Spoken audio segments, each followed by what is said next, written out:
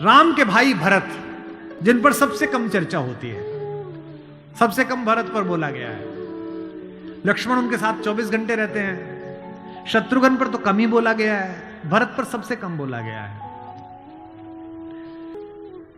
सरस्वती ने देवताओं के कहने पर मंथरा की बुद्धि फेर दी। सरस्वती ने देवताओं के कहने पर कैकेयी की बुद्धि फेर दी। लेकिन जब भरत ने कहा कि मैं भैया को वापस लेने जा रहा हूं, तो देवताओं में खलबली मच गई। बोले यार अभी तो गया है ये, और इसको लेने ही चल दिया, और राम भावुक भी है, इसके प्रेम में वापस ना आ जाएं। तो देवताओं ने सरस्वती को कहा कि तुम जरा बात कर दो। तो क्या कहती है सरस्वती? देवताओं से कहती है कि 1000 आंखें होने के बाद भी जिसको सुमेरु ना दिखता हो, तुम मूर्ख हो क्या? मोसो कहत भरत मति फेरी, मुझसे कहते हो भरत की मति फेर दूं? दुनिया में किसी की भी बुद्धि भ्रष्ट कर सकती हूं, भरत की बुद्धि भ्रष्ट नहीं होती मेरे करने से।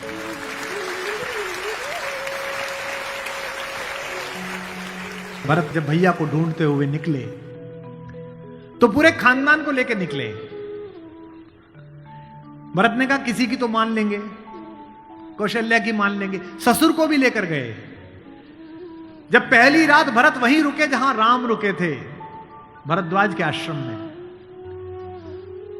सुबह चलते समय भरत संकोच में थे, तो भरद्वाज ने कहा कि राजन, चूंकि राजा हो चुके थे, आपके चेहरे पर संकोच है। तो भरत ने डरते हुए कहा कि महर्षि मैं डरा हुआ हूं, मेरी मां ने इतनी बदतमीजी की बात कर दी, मैं बाहर था। भरत को नहीं बताया गया था कि पिता दिवंगत हो गए, पता है आपको ये बात थी? भरत को संदेश भेजा गया था तो उसमें यह नहीं कहा गया था कि पिता एक्सपायर कर गए, यह कहा गया था कोई इमरजेंसी है, घर आओ। अयोध्या के बाहर नंदीग्राम में इनके पूर्वजों का एक मंदिर था, जहां इनके पूर्वजों की प्रतिमाएं लगी हुई थी, मानधाता की, दिलीप की, रघु की, अज की, नहुष की। वहां भरत रास्ते में रुके अपनी सेना के साथ पूजन करने के लिए, कि पूर्वजों का पूजन कर लूं, पुरखों का। पुरोहित ने हाथ में थाली दी, तो पहले इसका पूजन प्रथु, जो सबसे पहले जिनके कारण ये पृथ्वी कहलाती है, इनके घर के, फिर मानधाता का, फिर राजा बलि का जिन्होंने अपना मांस दे दिया था, रंतिदेव का। पूजन करते करते अज, रघु, दिलीप तक आए, और जैसे ही उन्होंने अगली मूर्ति देखी तो देखी पिताजी की मूर्ति। तेज तो थे ही, उन्होंने पुरोहित की तरफ देखा कि ये क्या? पुरोहित की आंख में आंसू, उसने कहा कि महाराज नहीं रहे, और भरत के हाथ से थाली छूट गई। भरत ने कहा मुझे किसी ने बताया क्यों नहीं कि पिताजी दिवंगत हो गए, क्या हुआ था? बोले राम को वनवास मिल गया। भैया को वनवास क्यों मिल गया? आपकी मां ने मांग लिया। भरत घोड़ा दौड़ाते हुए अयोध्या तक पहुंचे, रोते हुए। सोच के देखिए, भरत जैसा भाई, भ्रातृत्व में राम किसी का उदाहरण नहीं देते, लक्ष्मण का भी नहीं देते। जब हनुमान को गले लगाते हैं तो ये नहीं कहते कि तुम लक्ष्मण जैसे भैया हो मेरे, तुम मोहि प्रिय ही भरत संभाई। देना हुआ है जब कोई प्यारा उदाहरण, हमने दिया है सिर्फ तुम्हारा उदाहरण।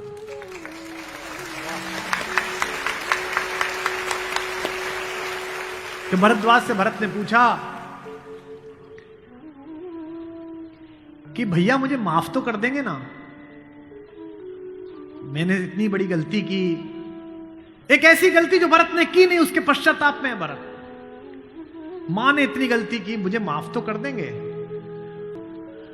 भरद्वाज ने कहा हे राजन, मुझे पता नहीं कि तुम्हारे बड़े भाई तुम्हें कितना प्रेम करते हैं या नहीं, लेकिन जब वो यहां से जा रहे थे और सुबह के समय उन्होंने गंगा पार करने के लिए पुरोहित को बुलाकर स्वस्ति वाचन का मंत्र किया, तो बड़े खुश थे, प्रसन्न थे कि मैं वनवास पे जा रहा हूं, चेहरे पे मुस्कुराहट थी।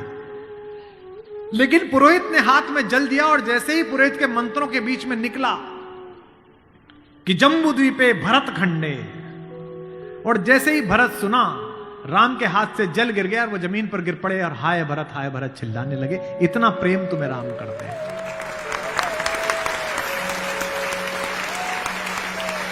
राम करुणा से भरे हुए हैं, इसीलिए करुणा निधि है। इसीलिए कहता हूं कि इस कहानी से पॉलिटिक्स सीखिए, इस कहानी से स्ट्रेटेजी सीखिए, इस कहानी से ह्यूमन वैल्यूज सीखिए, फैमिली वैल्यूज सीखिए। और जो राजनीति में लोग काम करते हैं उनसे भी अनुरोध है कि सदा जनता की भावनाएं ही सत्य नहीं होती। इस देश का पहला लोकतंत्र का मानक गढ़ा राम ने, जिसने कहा कि जनता ही सदैव सत्य नहीं है, नीति सत्य है। मैं इसको सिद्ध करके बताऊंगा अब आपको। जब राम जंगल गए तो सब दुखी थे, सब परेशान थे, हर आदमी उन्हें लौटाना चाहता था। अगर राम उसी दिन लौट आते तो सब खुश हो जाते। लेकिन राम ने जनमत का सम्मान नहीं किया, नीति का सम्मान किया। जब पहली बार चित्रकूट पहुंचे तो वन देवी उनका स्वागत करने के लिए आई। वन देवी ने पूछा कि आप मेरे यहां विश्राम करने आए हैं, मैं आपके लिए क्या कर सकती हूं। तो राम ने क्या मांगा होगा सोचो। राम ने कहा कि हे वन देवी, बाकी सब ठीक है, निभा लेंगे, पर्णकुटी बना लेंगे, फल फूल खा लेंगे, जिस रास्ते से मैं आया हूं उसके कांटे हटा देना। वन देवी ने कहा कि आप तो आ चुके, अब कांटे हटाऊं ना हटाऊं इससे क्या। राम ने जो उत्तर दिया वो आपकी आंख भिगोने के लिए काफी है। राम ने कहा कि मेरी तो कोई दिक्कत नहीं है, मेरे पैर में कांटे लग गए, पर मुझे ढूंढता ढूंढता मेरा भाई भरत इसी रास्ते से आएगा, उसको कांटे नहीं चुभने चाहिए, कांटे हटा दे।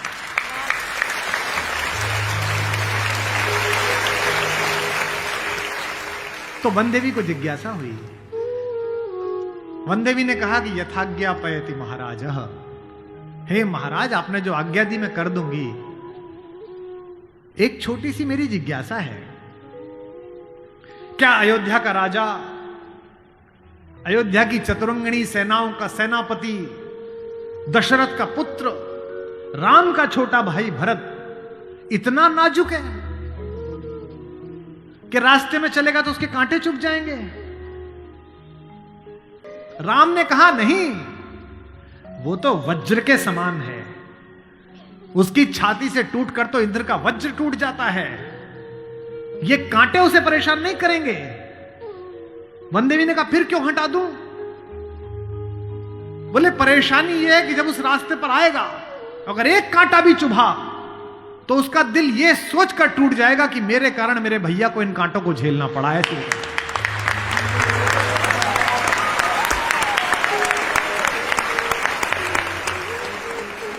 बिना चप्पलों के भरत चले, और जब चले तो भाई मृदु भूमि सकुच मन मन ही, भूमि भी संकोच से भर गई। कोमल चरण चलत बिनु पनहि, कोमल चरण चलत बिनु पनहि, भई मृदु भूमि सुकुचि मन मनि।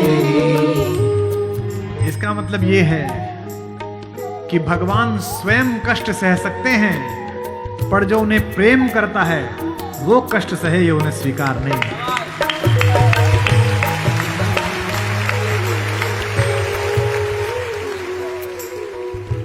चित्रकूट में रात्रि का समय है,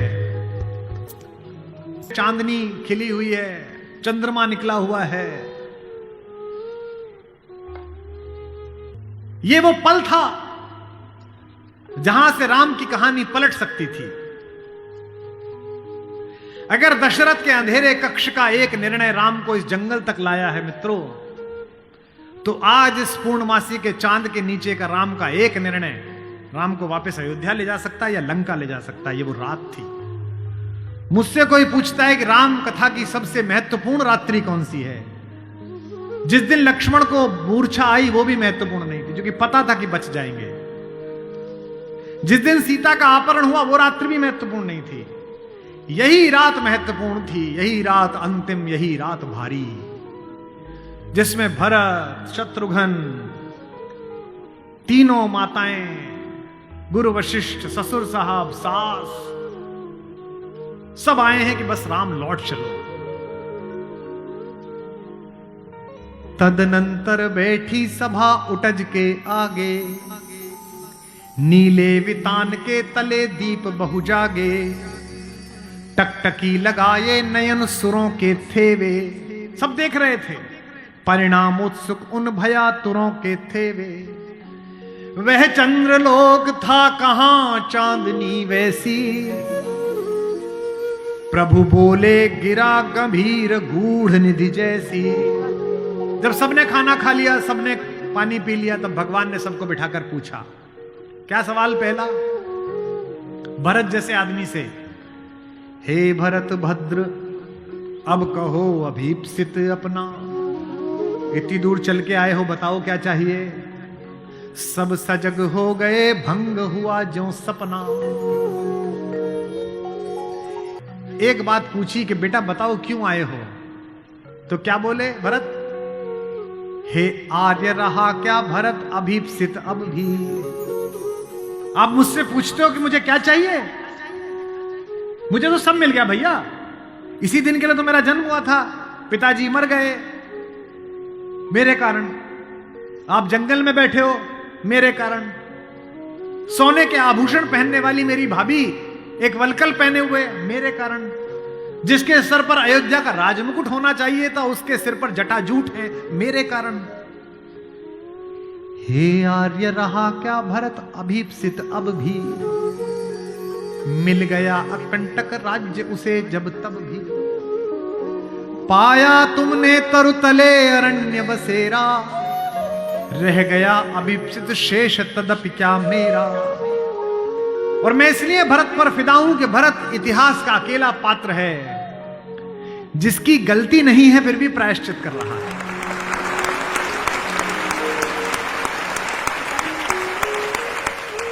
भरत अकेले हैं जिनकी कोई गलती नहीं है, उनकी मां की गलती है और वो प्रायश्चित कर रहे हैं। यहीं से राम का लोकतंत्र प्रारंभ होता है। कैसे? पूरी अयोध्या सोचती है कि कैकेयी अपराधिन है। राम उस रात 2 काम करते हैं। भरत को लोकतंत्र का मंत्र देते हैं और कैकेयी को स्वीकार करके क्षमा का मंत्र देते हैं। उन्हें पता था कि अगर भरत लौट भी जाएगा तो जीवन भर मां से बात नहीं करेगा, पूरी अयोध्या इनके नाम पर नाराज रहेगी। इसलिए जब तीनों माएं पहुंची हैं, प्रथम राम भेंटी कैकेयी। राम ऐसे थोड़ी है कि हायरार्की नहीं जानते हो कि पहले अपनी बड़ी मां का प्रणाम करें, फिर सुमित्रा का प्रणाम करें, फिर कैकेयी का प्रणाम करें। उनको पता था कि कैकेयी के बारे में लोगों के मन में अच्छी धारणा नहीं है। अगर देश के प्रधानमंत्री या आपके प्रदेश की मुख्यमंत्री किसी ऐसे व्यक्ति को मिल लें जिसके बारे में आपकी अच्छी धारणा न बन रही हो, तो आपकी धारणा बदलती है कि प्रधानमंत्री मिले थे, मुख्यमंत्री मिली थी, इसका मतलब अच्छा है। अगर ऐसे व्यक्ति की प्रशंसा कर दें, वो तो राम है, उनको पता है कि कैकेयी की मनोदशा कैसी है। और कैकेयी खुद कहती भी है, कहती है बेटे मुझसे जो अपराध हुआ है वो किसी से नहीं हुआ है। कहते आते थे अभी सभी नरदेही, माता न कुमाता पुत्र को पुत्र भले ही, पर हाय आज यह सुने विरुद्ध विधाता, है पुत्र पुत्र ही बनी कुमाता माता। क्या कहती हैं? युग युग तक चलती रहे कठोर कहानी, थी रघुकुल में भी एक अभागिन रानी, थूके मुझ पर त्रैलोक्य भले ही थूके, जो कोई कह सके कहे क्यों चूके। लेकिन एक बात मांगती हूं राम तेरे दरबार में, छीने न भरत का किंतु मातृपद मुझसे, रे राम दुहाई करूं और क्या तुझसे।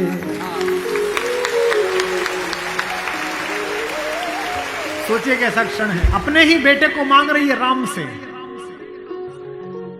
कैकेयी अपने बेटे के लिए कह रही है कि राम तू सबको सब देता है बेटा, मुझे सिर्फ इतना दे दे, मुझे रानी मत रहने दे, जंगल में रख ले, भरत की मां बनी रहूं बस। इसी के लिए तो सब किया था।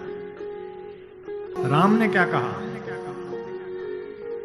हे अम्ब, ओ मेरी मां, हे अम्ब तुम्हारा राम जानता है सब,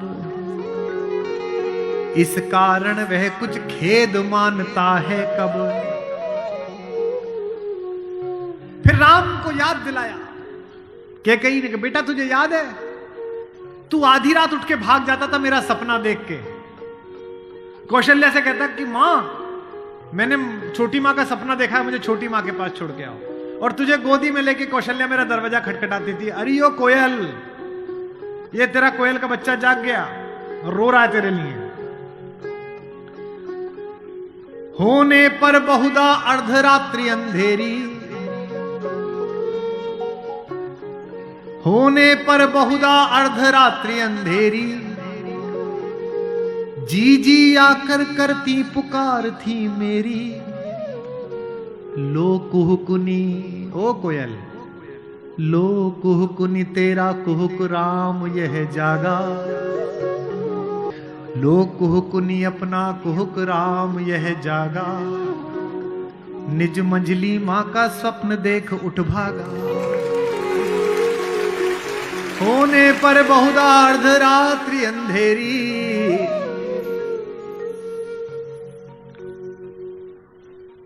राम ने क्या कहा, मैं वही राम तू वही कैकेयी मेरी।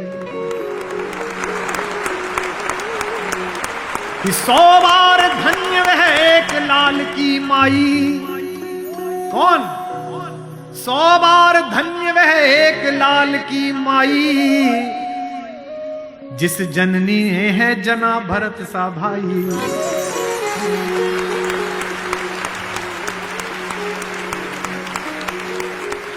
पागल सी प्रभु के साथ सभा चिल्लाई। 100 बार धन्य वह एक लाल की माई। 100 बार धन्य वह एक लाल की माई। 100 बार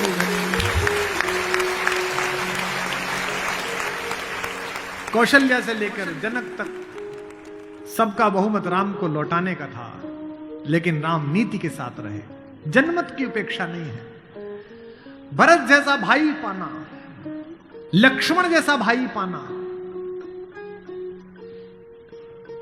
कैसे कैसे चरित्र है भाई।